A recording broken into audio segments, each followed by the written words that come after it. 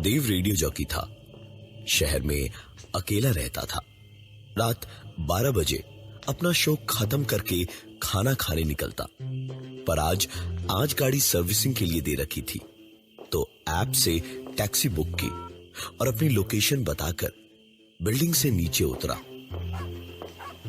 Driver आया और मुस्कुराते हुए उसने दरवाजा खोला तो देव ने बताया कि उसे पास के ढाबे पर खाना खाने जाना है। देव के बोलते ही ड्राइवर के चेहरे पर एक बड़ी सी मुस्कान थी। देव ने उससे पूछा, क्या हुआ पाजी, इतना मुस्कुरा क्यों रहे हो? देव के सवाल पर ड्राइवर ने कहा, नहीं सर जी, कुछ नहीं। आपकी आवाज जैसी रेडियो पे लगती है, बिल्कुल वैसी ही सामने भी लगती है। देव ने हंसते हुए कहा, अच्छा, तो मतलब कि आप पहचान गए मुझे। ड्राइवर ने ढाबे पर उतारकर ट्रिप ओवर नहीं की, इंतजार किया और देव को घर छोड़कर ही ट्रिप खत्म की। अगली रात देव ने अपने शो पर एक सवाल पूछा, जिसका जवाब देने के लिए कईयों ने फोन किया। कई जवाब मिले। एक ही प्राइस था शो पर, जो देव ने अनाउंस किया, और बाहर एक चाय पीने जा रहा था। जब उसके स्टूडियो में फोन की लाइट ब्लिंक करता देख उसने फोन उठाया तो उधर से एक आवाज ने कहा, सर मैं सुरेंद्र बोल रहा हूँ सर। कल आपको कैब से ढाबे ले गया था ना रात को, याद है? आपने मुझे प्राइस क्यों नहीं दिया sir?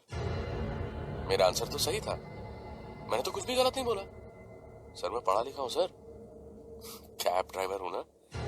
That does not mean कि आप मेरे साथ ऐसा करेंगे सर। कल ही मैं आपको ढाबे ले गया था और आपने मुझे प्राइस नहीं दिया।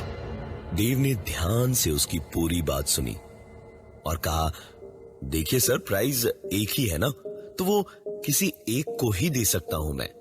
आप दोबारा कॉन्टेस्ट खेलिएगा तो आप जीत भी सकते हो। और इतना कह के बिना उसकी बात सुने ही देव ने फोन काट दिया। फोन काट के देव वापस अपने शो में मशरूफ था, जब सिक्योरिटी गार्ड ने आके बताया कि कोई उससे मिलने आया था। देव ने पूछा कौन है, तो सिक्योरिटी ने बताया कि कोई सुरेंद्र है जो मिलने आया था। वो समझ गया कि ये वही ड्राइवर है। रिसेप्शन पर पहुंचा तो कल का मुस्कुराता हुआ ड्राइवर का चेहरा बड़े गुस्से में था इस वक्त, और देव को देखते ही जरा चिढ़कर बोला, क्या हुआ सर? नहीं, क्या प्रॉब्लम क्या है? मुझे तो प्राइस आपने नहीं दिया, ऊपर से मेरी बात भी नहीं सुनी, बिना बात सुने फोन काट दिया आपने। शो के बीच में ऐसे बेफिजूल का नाटक बर्दाश्त कर पाना देव जैसे किसी के लिए भी मुश्किल ही था। गुस्से में बुरी तरह झिड़क के सुरेंद्र को वहां से जाने को बोल दिया।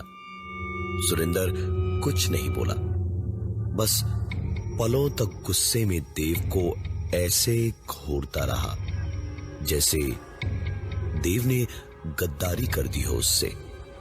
एक लंबी गहरी सांस लेते हुए उसने कहा, सर मैं सिर्फ आपके लिए रोज इतना घूम के वापस आता हूँ कि कहीं आपको टैक्सी की जरूरत पड़े तो मैं ही हूं, लेकिन आपने ऐसा किया मेरे साथ? हाँ? देख लूंगा आपको।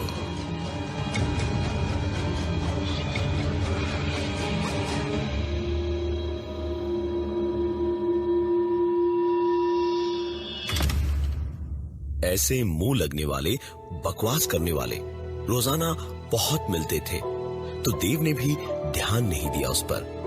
ड्राइवर चला गया तो देव ने भी अपना शो खत्म किया, और आज तो गाड़ी भी थी, तो कैब का झंझट नहीं था।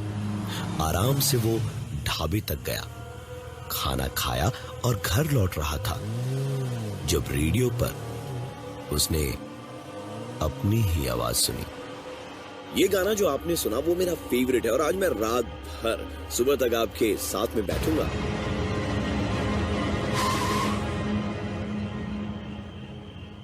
गाड़ी किनारे रोककर देव ने ऑफिस सिक्योरिटी को फोन मिलाया और उनसे पूछा कि ऑफिस में कौन कौन था।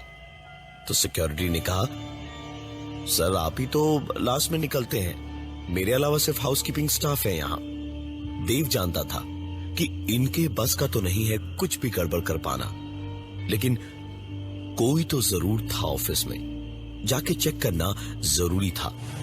तुरंत गाड़ी घुमाकर देव निकल पड़ा वापस ऑफिस की ओर। ऑफिस पहुंचकर देव सीधे दौड़ा स्टूडियो में, लेकिन शुक्र इस बात का था कि कोई नहीं था स्टूडियो में। स्टूडियो खाली था। देव को लगा कहीं कोई वहम तो नहीं हुआ था, इसलिए उसने तुरंत अपने सिस्टम पर जाकर रिकॉर्डिंग्स चेक की, तो उसमें भी वही आवाज थी। ये गाना जो आपने सुना वो मेरा फेवरेट है और आज मैं रात भर सुबह तक आपके साथ में बैठूंगा। देव को समझ नहीं आ रहा था कि ये सब आखिर हो क्या रहा था। उसने रिकॉर्डिंग सेव करके रख ली अपने पास और फिर नीचे चला गया कि अब घर जाएगा और कल ही देखेगा जो होगा। लेकिन सुकून तो मुश्किल ही था उसके लिए। नीचे उतरते ही उसने देखा कि उसकी गाड़ी जो बिल्डिंग के सामने खड़ी थी, उसके सारे के सारे शीशे चकनाचूर हो रखे थे। गाड़ी पर आगे पीछे कुछ डेंट थे और देख के ही समझ आ रहा था कि किसी ने बड़ी तबीयत से बेसबॉल बैट जैसी किसी चीज से अपने जन्मों का गुस्सा देव की गाड़ी पर उतारा था। देव ने इधर उधर देखा। जब कोई नहीं दिखा तो वो समझ गया ये हो न हो वही ड्राइवर था जिसने ऐसा किया है। उसने अपनी गाड़ी स्टार्ट की और निकल पड़ा पास के पुलिस स्टेशन की ओर।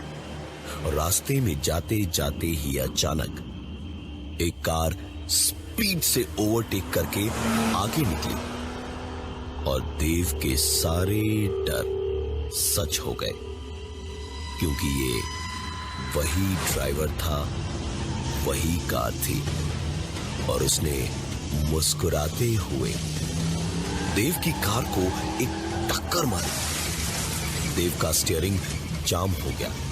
वो चाहकर भी गाड़ी संभाल नहीं पा रहा था। देव किसी तरह अपनी गाड़ी संभालता उतनी देर में ही देव की गाड़ी को एक और टक्कर लगी। देव संभाल पाता इससे पहले ही उसकी कार को लगातार 2-3 टक्करें और मारी और देव की गाड़ी पुलिस स्टेशन के पास में ही फुटपाथ पर जाकर एक खंभे से टकरा गई। कार में एयरबैग्स होने की वजह से देव बच गया। कुछ चोटें आई थी उसे और उसका मोबाइल फोन बुरी तरह से चकनाचूर हो गया था। देव वहां से सीधा किसी तरह सड़क पार करके थोड़ी दूरी पर पुलिस स्टेशन पहुंचा और रिपोर्ट लिखवाई। पुलिस वालों ने सबूत के तौर पर उस रात की टैक्सी बुकिंग डिटेल्स मांगी तो देव ने फोन तो बड़े तैश में निकाला, लेकिन फोन बुरी तरह से टूट फूट चुका था। कुछ भी दिखाई नहीं दे रहा था। फिर भी पुलिस ने रिपोर्ट लिख ली कि डिटेल्स तो कंपनी से भी मिल ही जाएंगी और फिर देव वापस अपने घर आ गया। तो अगले दिन भी उसे काफी भाग दौड़ करनी पड़ी। रात को शो में एक बार फिर से देव ने एक सवाल पूछा जिसके जवाब में कोई भी फोन उठाता उससे पहले ही एक फोन आया, जिसे उठाया तो दूसरी तरफ से आवाज आई, हेलो सर, मेरे एक पैसेंजर बैठे हैं पीछे, उनके लिए गाना बजा दीजिए प्लीज। देव ने झिड़क के कहा, फोन रखो और मुझे परेशान करना बंद करो। रिपोर्ट लिखवा दिया तुम्हारी, ज्यादा दिन बचोगे नहीं तुम, समझे? सुरिंदर जरा सा हंसा और फिर उसने कहा, अरे सर, जरा मेरे पैसेंजर से बात तो कीजिए। ओ मैडम, जरा बताइए ना, कौन सा गाना सुनेंगे आप? इतना कह के सुरिंदर ने फोन पीछे की सीट की ओर कर दिया और एक रोती बिलखती आवाज ने कहा, बेबी बेबी प्लीज, ये जो बोले वो कर दो वरना मुझे मार देगा। ये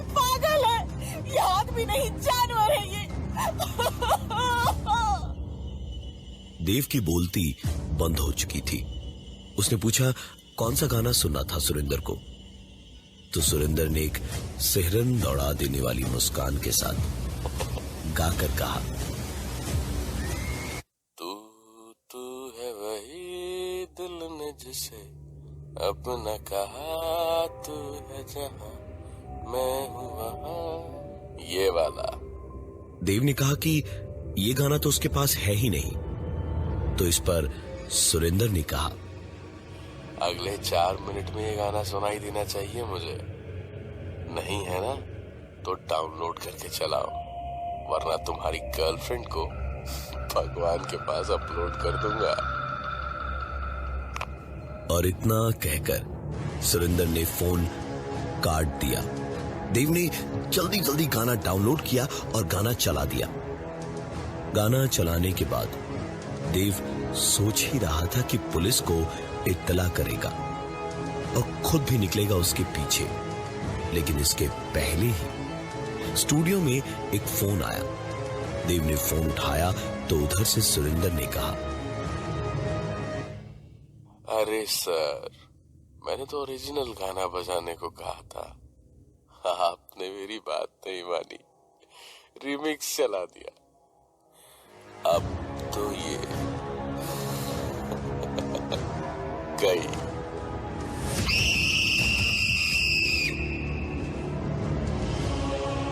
एक चीख सुनाई दी और फोन कट गया।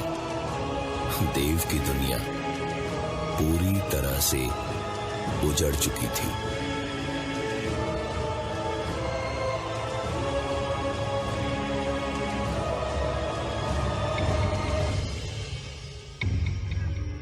देव ने तुरंत फोन उठाया और अपनी गर्लफ्रेंड को फोन मिलाना शुरू कर दिया।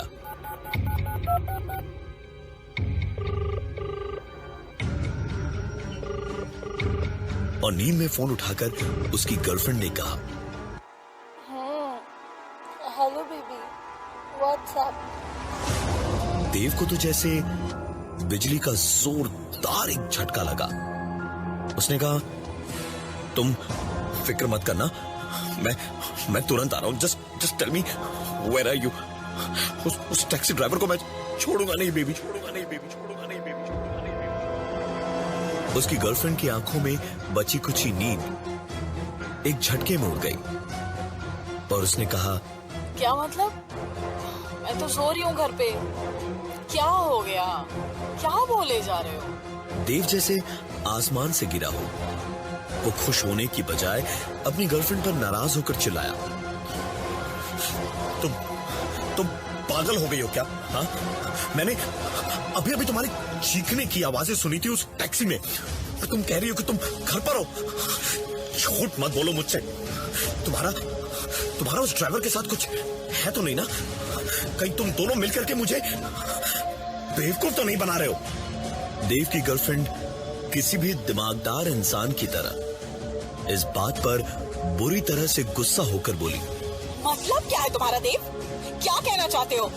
तुम्हारी इन्हीं सब पागलपन वाली हरकतों की वजह से मेरी जिंदगी नर्क बना रखी है तुमने। तुम्हें मेरी नहीं, तुम्हें डॉक्टर की जरूरत है। Do you understand? बहुत हो गया, अब मुझे और बर्दाश्त नहीं हो रहा है रोज रोज का ये सब नाटक। तुम्हारे इसी पागलपन ने उस टैक्सी वाले की जान ले ली थी, लेकिन तुम नहीं बदले। आज के बाद मुझे प्लीज फोन मत करना कभी। मुझे प्लीज सुकून से जीने दो। Get out of my life. Phone काटते ही जैसे देव कुछ साल पीछे एक पल में पहुंच गया। उस रात गर्लफ्रेंड के बर्थडे पर सरप्राइज प्लान किया था एक। उसे लेकर ड्राइव पर निकला तो रास्ते में गाड़ी खराब हो गई। जीपीएस लोकेशन से ऐप पे टैक्सी बुक की तो सुरेंद्र नाम का टैक्सी ड्राइवर आया और पीछे की सीट पर बैठे हुए देव और उसकी गर्लफ्रेंड को रियर व्यू मिरर में बस देखने और मुस्कुराने भर की वजह से देव ने अपना आपा खो दिया और चलती गाड़ी में ड्राइवर पर हाथ उठा दिया। गाड़ी डिसबैलेंस हुई और एक बड़ा एक्सीडेंट हुआ था। किस्मत अच्छी थी कि ज्यादा बड़ी कोई चोट देव या उसकी गर्लफ्रेंड को नहीं आई थी, लेकिन वो ड्राइवर सुरेंद्र वो नहीं बचा था। देव इतना सब कुछ होने के बाद अभी जैसे अचानक नींद से जागा, तुरंत पुलिस स्टेशन की ओर भागा देव और वहां पहुंचकर इंस्पेक्टर से हाँफते हाँफते उसने बोला, सर जो रिपोर्ट मैंने लिखवाई थी सर, आप उस पे कुछ भी नहीं कर पाएंगे सर। वो ड्राइवर तो मर चुका है सर। आप कुछ भी करके उसे नहीं पकड़ पाएंगे। आप कुछ भी करके उसे नहीं पकड़ पाएंगे। पुलिस इंस्पेक्टर ने बड़े आराम से उसकी बात सुनी और आसपास खड़े बाकी सब भी इंस्पेक्टर साहब के साथ मिलकर हंसने लगे। देव उन सबको घूम घूम कर एक सवालिया निशान चेहरे पर लिए देखने लगा। तो वो इंस्पेक्टर साहब बोले, क्या यार, आप आरजे लोग भी बड़े मजेदार होते हैं। जान का खतरा है लेकिन मुर्गा फिर भी बनाएंगे। चलिए घर जाइए, जो भी तहकीकात है हम करके समझ लेंगे। आप अपने घर के लिए निकलिए। देव बोलता भी तो क्या, चुपचाप बाहर निकला पुलिस स्टेशन से तो अपनी आंखों पर यकीन ही नहीं कर पाया, क्योंकि उसकी आंखों के ठीक सामने सड़क पर सुरेंद्र अपनी टैक्सी लिए खड़ा था और मुस्कुराते हुए देव से कह रहा था, आइए सर, कहाँ छोड़ूं आपको? उसको देखते ही देव पसीने से तर-बतर हो गया, वापस अंदर भागा और इंस्पेक्टर का हाथ पकड़कर खींचकर उन्हें बाहर लाया और कहा, वो देखिए सर, वो सुरेंद्र, वो देखिए खड़े खड़े हंस रहा है मुझ पर। सर वो मुझे मार देगा सर, मुझे बचा लीजिए सर, प्लीज सर, मैं आपके पैर पड़ता हूं सर, मुझे बचा लीजिए सर, मुझे बचा लीजिए सर। हाँ? देव का ये हाल देखकर इंस्पेक्टर ने उसे होश में लाने के लिए खींचकर एक थप्पड़ मारा और थप्पड़ पड़ते ही देव के तेवर ही बदल गए। उसने कहा, आपने मुझे थप्पड़ मारा? मुझे? Do you even know who I am? मैं तुम्हारी वर्दी उतरवा दूंगा, समझे? मुझे मारा? इतनी हिम्मत तुम्हारी तो मुझे मारा। और इतना कह के देव ने वो कर दिया जो होश तो क्या, बेहोशी में भी नहीं करना था। उसने पुलिस इंस्पेक्टर से पुलिस थाने में ही हाथापाई कर ली। ऑन ड्यूटी पर एक अफसर के ऊपर हाथ उठाने के जुर्म में देव को 10 दिन की जेल की सजा हुई। 10 दिन की सजा काटने के बाद देव की वो हालत हुई कि आज वो पागल खाने में है। उसे वहां भी सुरेंद्र अक्सर नजर आता है, जिसे देखते ही उसका पागलपन और बढ़ जाता है। रोते बिलखते हुए उसने इस पागल खाने में 2 साल बिता दिए हैं, पर और कितने दिन वो वहां रहेगा ये कोई नहीं जानता।